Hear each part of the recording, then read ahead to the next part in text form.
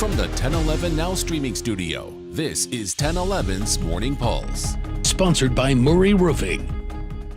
Good morning. This is Craig Allison with your Morning Pulse for Wednesday, November 5th. Our first story this morning on the national side. Today marks day 36 of the federal government shutdown, marking the longest shutdown ever in United States history.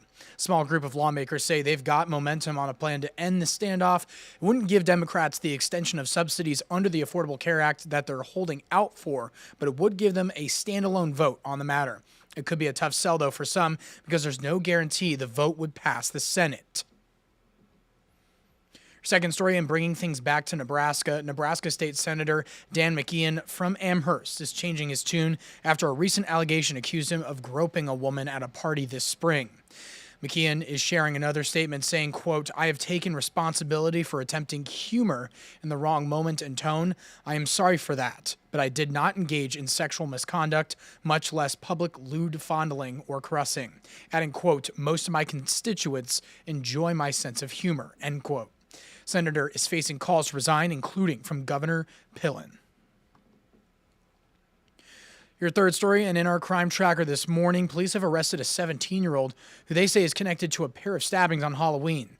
He was taken to the Youth Services Center on suspicion of 2 counts of first-degree assault and 2 counts of use of a deadly weapon to commit a felony. Officers were called to the area of South 40th and Prescott on the report of a large party Friday.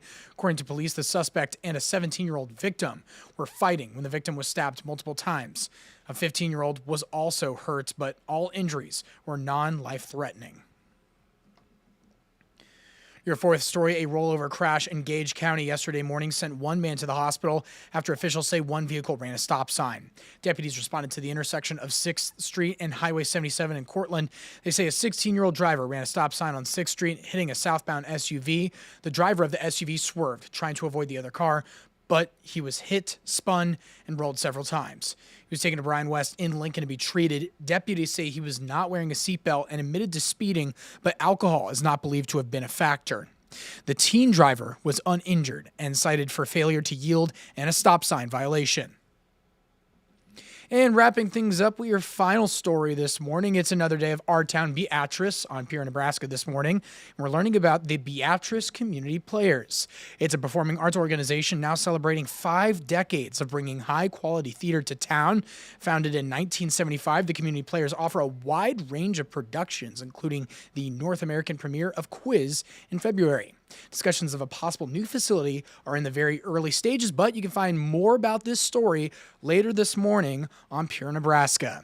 That's going to be your morning pulse for this Wednesday morning, and we'll wrap things up with a look at your 7-day forecast. It's only getting up into the 50s, so just have that light jacket on you.